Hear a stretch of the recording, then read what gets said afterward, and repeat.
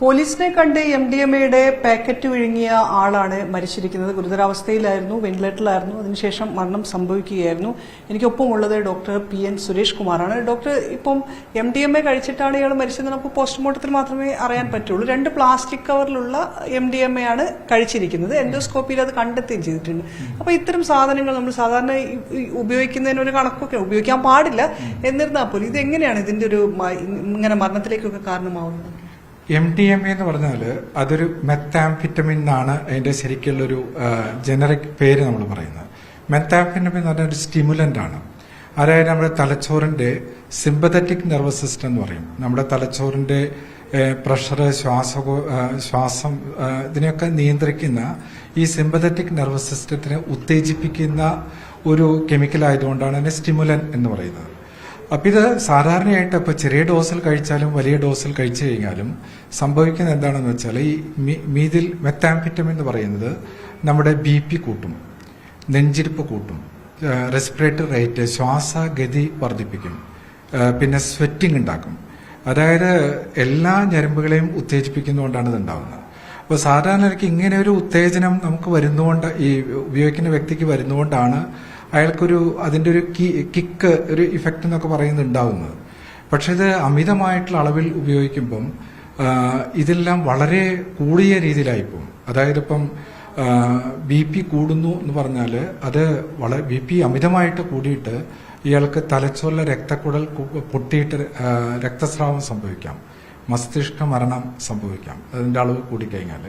അതുപോലെ തന്നെ നമുക്ക്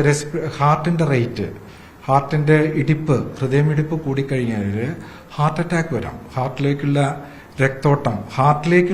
രക്തക്കുഴലിലേക്കുള്ള രക്തോട്ടമൊക്കെ കുറഞ്ഞിട്ട് ഹാർട്ട് അറ്റാക്ക് വരാം. റെസ്പിറേറ്ററി റേറ്റ് കൂടുമ്പം ശ്വാസ സംബന്ധമായിട്ടുള്ള പ്രശ്നങ്ങൾ വരാം. ഇനി കൂടുതൽ അളവിൽ ഇതെത്തിക്കഴിഞ്ഞാൽ തലച്ചോറിൽ സീഷർ, അപസ്മാരം ഉണ്ടാവാം. പിന്നെ അതിന്റെ കൂടെ തന്നെ നമുക്ക് സോഡിയം കുറയാം, ഹൈപ്പോനാട്രീമിയ എന്ന് പറയാം. പിന്നെ ഹൈപ്പർ തെർമിയ, ശരീരത്തിലെ ടെമ്പറേച്ചറിന്റെ അളവൊക്കെ വളരെ അമിതമായിട്ട് കൂടാം. ചുരുക്കി പറഞ്ഞാൽ ഈ അമിത അളവിൽ സംഭവിച്ചു കഴിഞ്ഞാൽ അവിടെ അവർക്ക് സംഭവിക്കുന്നത് മൾട്ടി ഓർഗൻ ഫെയിലിയർ ആണ്. അതായത് ഹൃദയത്തിനെ ബാധിക്കുന്നു, ശ്വാസകോശത്തിനെ ബാധിക്കുന്നു, തലച്ചോറിനെ ബാധിക്കുന്നു, കിഡ്നിയെ ബാധിക്കുന്നു.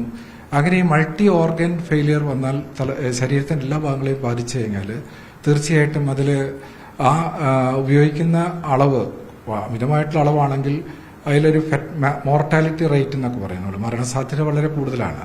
തീർച്ചയായിട്ടും ഇത്തരത്തിലുള്ള ആളുകളെ നമ്മൾ ഏതൊരു പോയിസണിങ്ങിൽ നമ്മൾ ട്രീറ്റ് ചെയ്യുന്ന പോലെ, അതിപ്പം നമ്മൾ MDMA എന്ന് മാത്രമല്ല ഏത് പോയിസണിങ് ഉപയോഗിച്ചാലും MDMAയുടെ കാര്യം പറയുമ്പം ഈ സാധനത്തിന്റെ ഇഫക്റ്റിനെ ശരീരത്തിൽ പെട്ടെന്ന് കളയാനുള്ള നമ്മളതിനെ ആന്റിഡോട്ട് മരുന്ന് എന്നൊക്കെ പറയാം.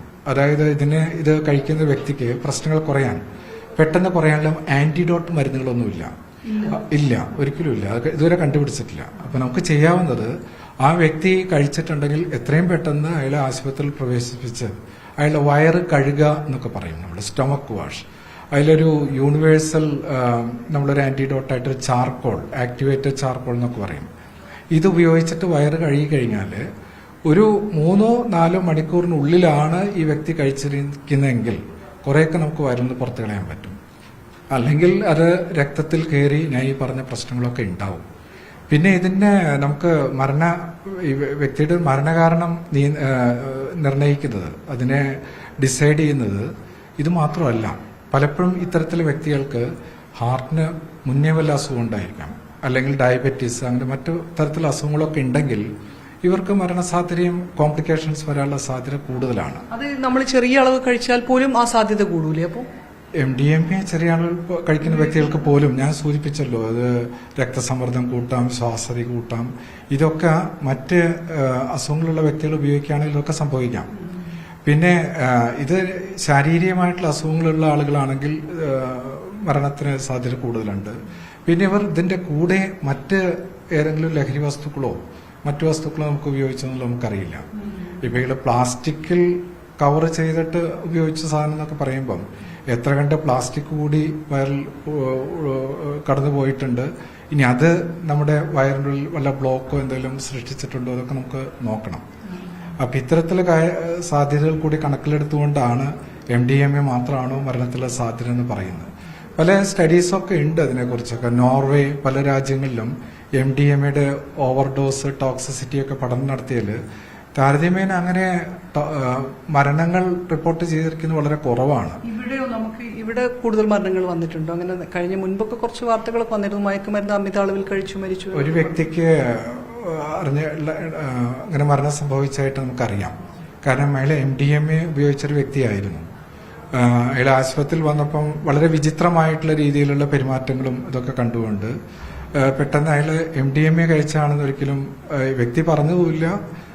കണ്ടുപിടിക്കാനായിട്ട് അയാളുടെ കൂടെയുള്ള സുഹൃത്തുക്കളോ ബന്ധുക്കളോ ആരും പറയാത്തതുകൊണ്ട് അത് കുറച്ച് സമയം നിലനിൽക്കുകയും പിന്നെ അയാളൊരു ഓപ്പറേഷന് വിധേയമാക്കേണ്ടി വന്നു. ആ സമയത്ത് അയാൾക്ക് എന്തോ വയറിനൊരു പ്രശ്നമൊക്കെ വന്നിട്ട് ആ സമയത്ത് അമിതമായിട്ട് അയാൾക്ക് അനസ്തേഷ്യ കൊടുത്ത സമയത്ത് അയാളുടെ BP രക്തസമ്മർദ്ദം കൂടുകയും ഈ ഹൈപ്പർതെർമിയ ടെമ്പറേച്ചർ കൂടുകയും മരണമടയുകയും ചെയ്തിട്ടുണ്ട്. ആ അനസ്തേഷ്യയുടെ സമയത്ത് തന്നെ മരണം സംഭവിച്ചായിട്ട് റിപ്പോർട്ട് കോഴിക്കോട് നിന്ന് തന്നെ നമുക്കുണ്ടായിട്ടുണ്ട്.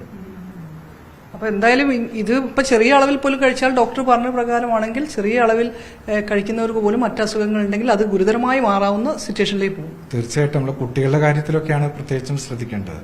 അവർ കഴിക്കുന്ന ഡോസ് എങ്ങനെയൊക്കെയാണ് ഏത് തരത്തിലാണ് അവർ ഉപയോഗിക്കുന്നത് നമുക്കറിയാൻ കഴിയില്ലല്ലോ. പലപ്പോഴും ഇത് കഴിച്ചിട്ട് ഉപയോഗിക്കുന്നുണ്ട്, അതിന്റെ സ്റ്റീം ഇൻഹേൽ ചെയ്തിട്ട് ഉപയോഗിക്കുന്നുണ്ട്. അപ്പം ആ ഉപയോഗിക്കുന്ന റൂട്ട് അനുസരിച്ചും അതിന്റെ ടോക്സിസിറ്റി കൂടും. ഇപ്പൊ ഇൻഹേൽ ചെയ്യുന്ന ആളുകളൊക്കെ ആണെങ്കിൽ പ്യുവർ ഫോം ഓഫ് MDMA നേരിട്ട് രക്തത്തിലേക്ക് ശ്വാസകോശം വഴി പ്രവേശിക്കുകയാണ് ചെയ്യുന്നത്. അപ്പോൾ അതിനനുസരിച്ച് ആ വ്യക്തികൾക്ക് അതിനനുസരിച്ചുള്ള പ്രശ്നങ്ങൾ വരാനുള്ള സാധ്യത വളരെയേറെയാണ്.